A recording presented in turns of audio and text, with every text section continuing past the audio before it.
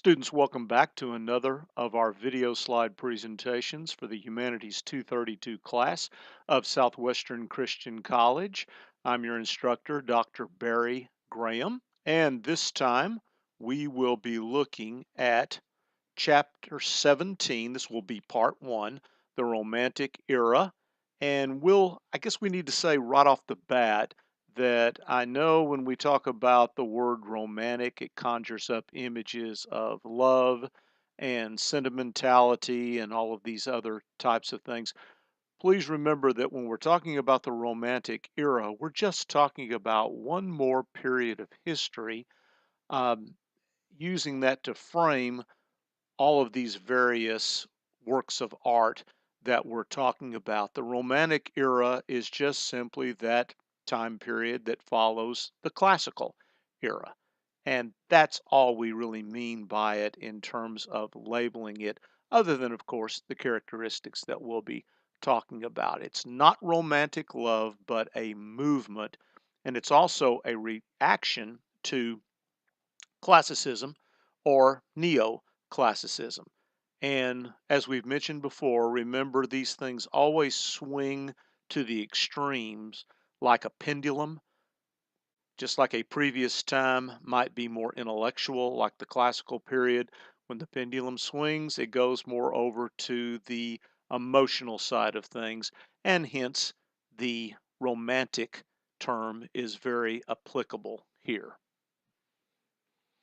We'll, as usual, look at an overview of our map here, Europe in 1848. Notice that this is the rise of nationalism. We see more and more countries growing, the populations increasing. The Industrial Revolution is huge here. We're now living in an age of information, so we've actually passed all the way through the Industrial Revolution, but of course this was indeed a revolution in terms of how it impacted all of the cultures in society as far as being able to go to more of an assembly line approach in producing things and having a stock pile of things for that supports capitalism like we've talked about. Excuse me. Once again, these videos are unedited, so I apologize for anything like that that might happen. We notice the Greek struggle for independence, as we've noticed so many of the revolutions during this time. The unification of Italy and Germany, and the United States emerges as a world power for the first time in history. And of course, that continues up to this very day when now, of course, the United States is considered the world power. Some of the concerns of Romanticism: the expression of personal feelings, as we mentioned, emotionality, subjectivity, and seeing the individual in terms of their creative imagination. Also, a mystical attachment to nature. And you'll see that all of these things in all of the works of art that we'll be looking at, regardless of the particular mode. We can see it here in the Houses of Parliament in London, of course, still standing to this very day. Notice how there's a return to this Gothic style with the Gothic spires that we've mentioned earlier. Of course, there's Big Ben, and they're still very prominent in the London landscape to this very day. And the Gothic style is to emphasize a nostalgic feeling, such as long ago in a galaxy far, far away. And that brings us to a more modern day example of this that we want to just temporarily camp on.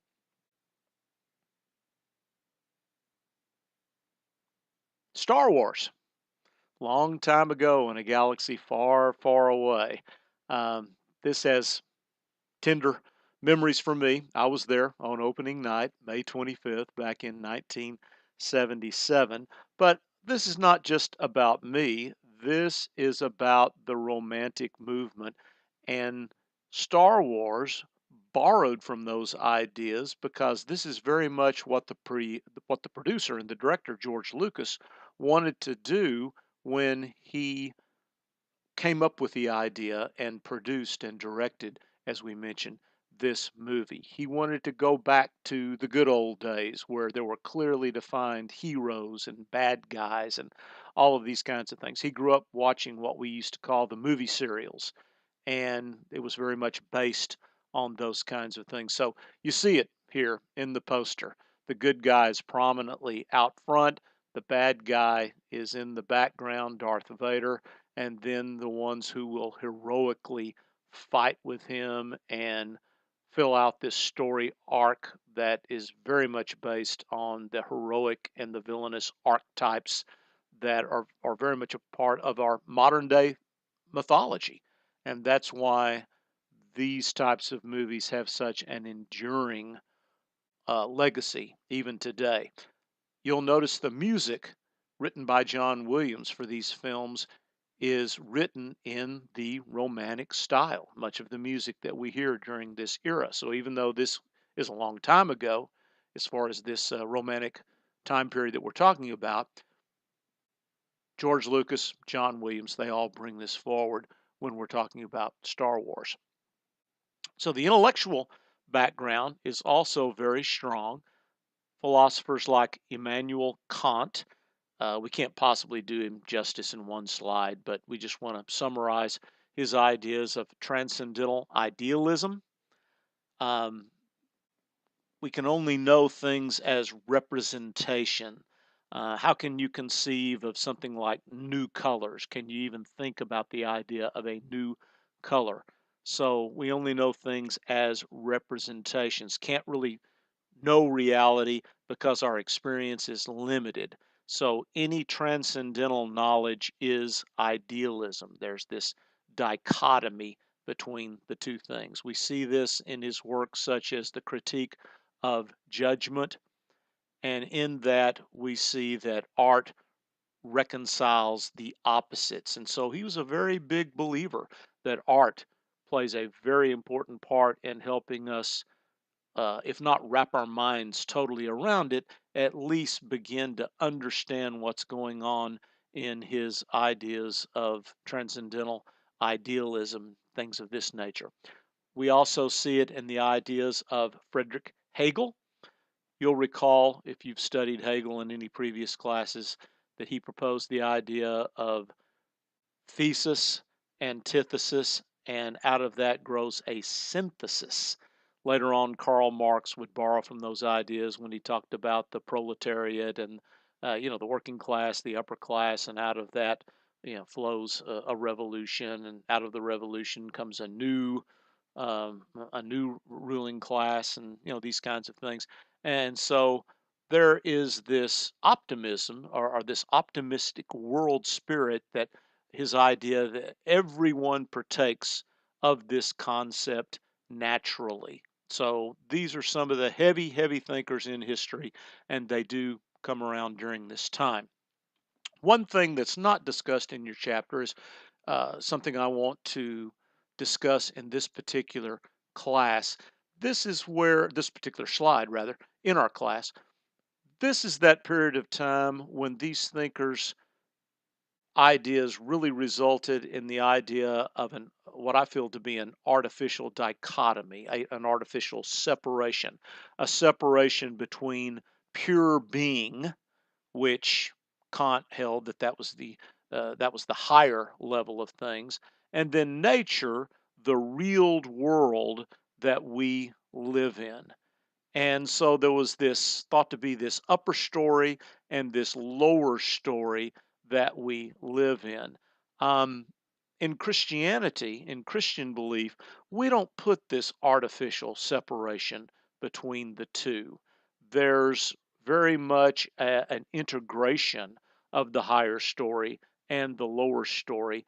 And that's why many people nowadays, especially and not just in the new atheist movement, but just the average man on the street, many people don't go to church because they feel like it's up here in this upper story that doesn't have anything to do with the quote unquote real world, right? Because if it's up here, that's all fine and good, but this is where we actually live.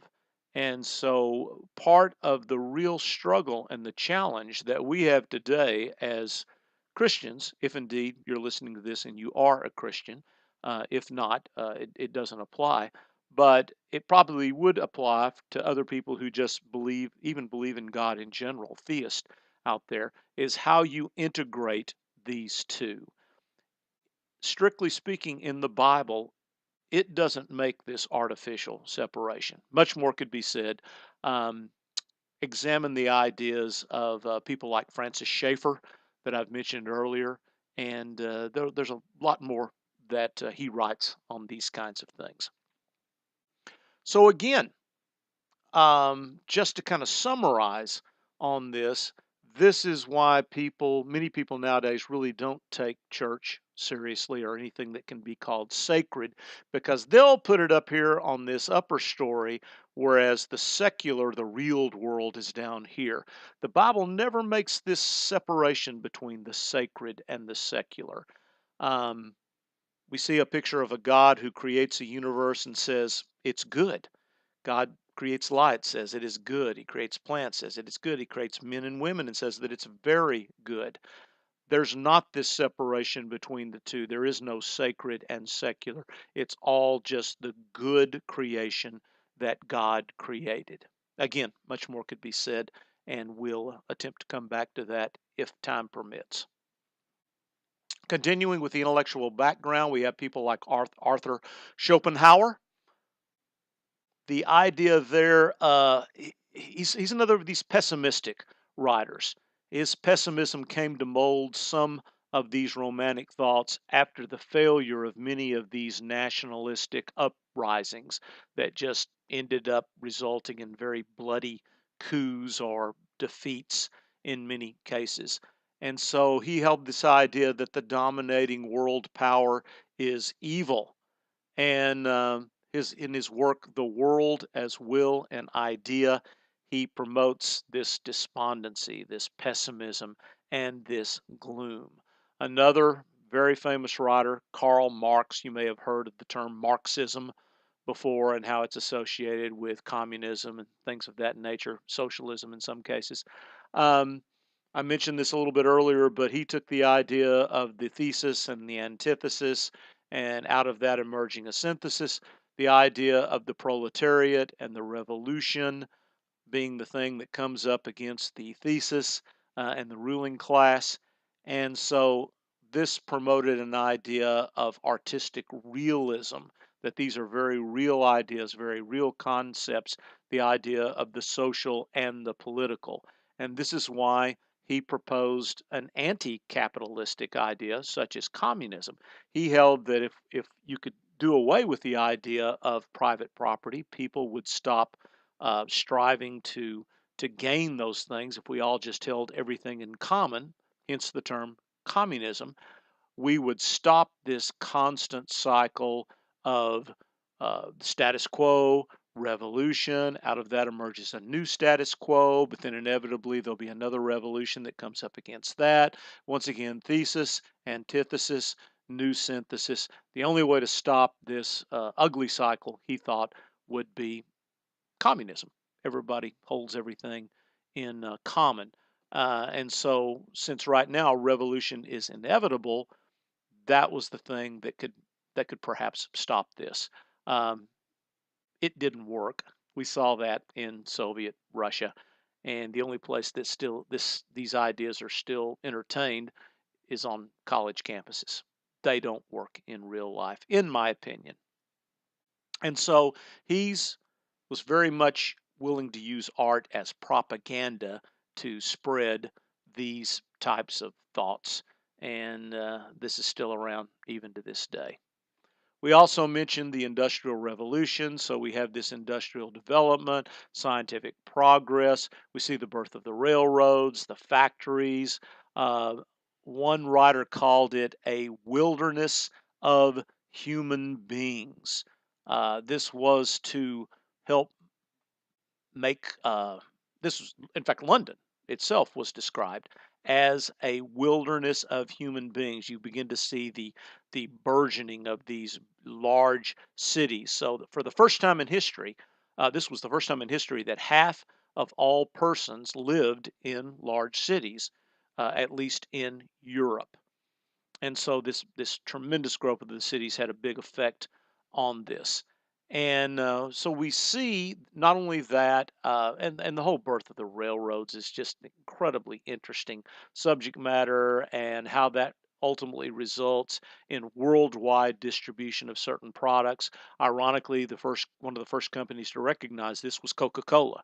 And when they looked up on a big map and saw these railroad tracks going across the country and said, oh, we can look at the whole country as a market now, because we can put our product on those trains and ship them to other cities from their headquarters there in Atlanta, Georgia. We also see great advances in the area of physics and chemistry. One name to mention is Louis Pasteur, pasteurized milk. You may have heard that term before. His discovery of germs and microbes, and the idea that you could boil liquids to get rid of the drugs, and this resulted in a much better state of health and increased lifespan for so many people. Interesting, he did have a Christian worldview. He was a person who believed biblical things. And so he thought, in doing all this, I'm just examining the good creation that God made, but we're dealing with the stuff that's actually there. And this was a tremendous, tremendous discovery in the history of this nation and of this world, rather, there in Europe. Charles Robert Darwin, one of the most famous, or depending upon your point of view, most infamous people in history. Of course, you know him to be associated with the theory of evolution, natural selection, working on random mutation. Um, those kinds of ideas, we could spend weeks literally just talking about that. I will refer you to people from the Discovery Institute, discovery.org, I believe, is their site. And if you want to see his ideas contrasted with things like intelligent design, there's some very good dialogue that's going on there. So, of course, Darwin held that as he looked at these things, that as our environment inevitably changes, only the fittest survive. The changes result supposedly in new species. One final thing to mention, that Darwin, while not endorsing what's now called social Darwinism, nevertheless could not refute the logical application of his ideas to both capitalism and to this new industrial society. It also resulted in a great deal of racism. Again, that's another whole topic. Wish we had more time to get into it. This brings us now to music. One of the most famous musicians of all time, Beethoven, Ludwig von Beethoven. He was a pioneer of musical romanticism. As a matter of fact, he's one of the few composers, musicians in the entire history of music that can be said to overlap two periods of musical history. He not only was a classical composer, he helped bridge the gap to the Romantic era by also writing in the Romantic style. In fact, he pioneered that Romantic style of music, as we're saying here. To the Romantics, music was the supreme art. It's very evident in the Pathetique by Beethoven. This is his piano sonata, number 8 in C minor. It's rooted in classical principles, and it's really very autobiographical as far as Beethoven is concerned. It's very much about him. It's very much about his life. It very much reflects those kinds of things. Tells us how he feels, his moods, his conclusions, and his and these ideas that are very prominent during the Romantic era about the rebellion against fate, yourself up by your own bootstraps, and these kinds of things. There was a real personal tragedy in the life of Beethoven. He began to lose his hearing as he grew older, and of course, very, very hard to be a musician and composer without being able to hear. But it's also said that that was may have been what influenced his decision to start writing in a different style because his ears were not necessarily telling him that it was in the classical style, and so that may have inadvertently been a blessing as well as a curse. His Eroica Symphony, his Symphony Number 3 in E flat, Opus 55. That's another way of saying the Heroic Symphony. It was actually written in honor of a great man. Now, he changed that. Originally, it said it was written in the memory of Napoleon, but after Napoleon turned out to be not such a nice guy, to put it mildly, he took his name off the title page and just put in memory of a great man. And he combines the classical structure with these romantic movements because he is a real pioneer. We want to continue with Beethoven because he is such a musical giant. His Fidelio is a tremendous work. As a matter of fact, it was his only opera, the only opera that Beethoven ever wrote. In that we see the love of liberty, the hatred of oppression, the triumph over fate. In the story, the faithful wife rescues her husband who's unjustly imprisoned for his politics. So, interestingly enough, and unusually enough at this time period, the woman is the hero. And then there's his Symphony Number 5, perhaps one of the most famous pieces of music of all time. It has that four note theme, da da da da, da da da da. It's said to be shaking his fist at death. And then his pastoral symphony, the Symphony Number 6, Opus 68, there's this real reverence for nature, hence the term pastoral, pasture. That signifies a field. Something outside. And then there's his Ode to Joy, again one of the most famous pieces of music of all time from his Symphony number 9. He was innovative enough to actually combine a chorus with a symphony orchestra, and so this is still performed over and over again in concert halls all over the world. It's said to reflect Kant's transcendental idealism. So, again, none of this stuff is done in a vacuum. It's always being influenced by other individuals. So, this real universality of individual emotion is huge in his works. After Beethoven, we have great composers like Hector Berlioz, his Symphonie Fantastique or his Fantastic Symphony. He used so many musicians in the orchestra in this that today, when they perform this, they actually have to hire additional musicians to come in and play. It's really indicative of romantic subjectivism. Um, he was said to have composed it as the result of an opium-induced dream. He was on drugs. Uh, Whether that's true or not, that's at least the story behind that. And so we do see the artist's innermost feelings. The last movement of this piece is called "The Witch's Sabbath," said to be the funeral of the dreamer. The kind of a weird parody of the Catholic Requiem Mass. So very, very strange. But then these geniuses tend to kind of live on the edge. Franz Schubert, known for his songs, he preferred to keep it very simple. His personal emotion is evident. He wrote more than 400 of these, what the Germans would call Lieders, or we would call songs. He also wrote something called the Unfinished Symphony because it wasn't finished. This is his Symphony Number 8 in B minor. He only completed two movements of it. The sketches indicate that he planned to do more. However, he may have conceived it as complete in the research that they've done now. After he reviewed his remarkable work, he may have figured, hey, two movements was enough. This is really good. I'm going to settle for it. One of those mysteries, one of history's mysteries. Then we have Johannes Brahms, not the ice cream store, but this is an individual that advocated a certain conservative romanticism. He wanted to turn the clock back and go to much more of a simpler style, conservative. His Symphony Number One, the Intermezzo, or Intermezzo rather, is very indicative of that. That's an interlude.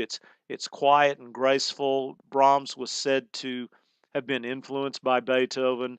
He was reluctant to even write a symphony. He held Beethoven was like the he heard him like the tramp of a giant behind him. He was only 48 years old when he completed the Symphony Number One, and just an incredible work. Then there is Anton Bruckner. He was deeply religious, Catholic, had these said to have mystical visions. His music really does take time to appreciate. It has big structures. You especially see this in his Symphony Number Eight in the Adagio section. Has a by the way, it has a big climactic finish on it, and so really fun stuff. That brings us to the reality that the music in the Romantic era is sometimes called the age of the virtuosos, the solo musician, especially on the piano. People like Frederick Chopin. Um, they're the forerunner of today's rock idol musicians. And so, in his mazurkas, his polonaise, mazurka is a very stylized Polish folk dance. It has a 3 meter to it. It's a very lively tempo, a heavy accent on the third or second beat. And Chopin is said to have composed, in fact, he did compose about 58 for solo piano. The Polonaise, on the other hand, is more of a slow dance, again, of Polish origin. Chopin composed about 16 of these. Then we have, he's said to be the soul of the piano. And then we have Franz Liszt. Liszt composed symphonies to Faust and Dante, and so he's influenced by his Hungarian background, the Hungarian folk tunes. And so people like Faust and Dante, as we mentioned, are very prominent in his. And then Niccolo Paganini, perhaps the greatest virtuoso solo musician of all time. He played the violin, and he performed to sold out uh, concert halls all over Europe wherever he played. He would really, for lack of a better word, ham it up a little bit on stage, really exaggerate everything, and people just ate it up. Here's a portrait of Frederick Chopin. You can see very dignified look. Another one, Modest Mussorgsky, who, again, like many of these people, wasn't so modest. Um, Chopin and Liszt are more international in style, but other composers devoted themselves to a real nationalism or to their native musical traditions. And so people like Mussorgsky and in his work there in the Boris Godunov, it's an opera. It's the story of a czar, the ruler of Russia, who rises to power by murder. Great use of the Russian choir, and then the Russian uses the Russian folk songs, the religious music, and then people like Smetana and Dvorak. They're Czechoslovakian composers. They draw on the rich tradition of their folk music. So finishing up rapidly, we have the bel canto, or the beautiful singing. Um, we have these particular individuals, Donizetti, we have Bellini, dramatic psychological truth in their works, the La Traviata and the Otello. They're just incredible works to listen to. And we'll finish here in part one with the great Wagner. He is the supreme writer of the operas in Germany, and in works like this German word, and I'll have to remember my German pronunciation here, the Gesamtkunstwerk, complete artwork, an idea that one could combine all artworks into a single master work. And this is why his operas tend to be anywhere from 4 to 8 hours long, and all of the Vikings and the Valkyries and the horses and the it's just it's the Wagnerian characteristics. There's a musical flow. Uh, there's actually the elimination of virtuosity because everything works together in this. There's a real emphasis on the orchestra. There's what's called the leitmotif, or the leading motive. It gives things and characters their own theme. And like you see in Star Wars, there's Leia's theme, and then there's Luke's theme. And so John Williams in the Star Wars music borrowed heavily from that. And so it really underscores the idea of the universal drama, universal emotion. And we see it in things like the Ring of the Nibelung. You may have heard, like, the Lord of the Rings, those movies. Again, they're taking part in this whole rich tradition of that comes out of Wagner and other writers that come along later. Um, and then Tristan and Isolde, the two great lovers. And again, these are unparalleled in terms of being huge, big, majestic works. And that will bring us to the end of part one. We'll see you next time for part two.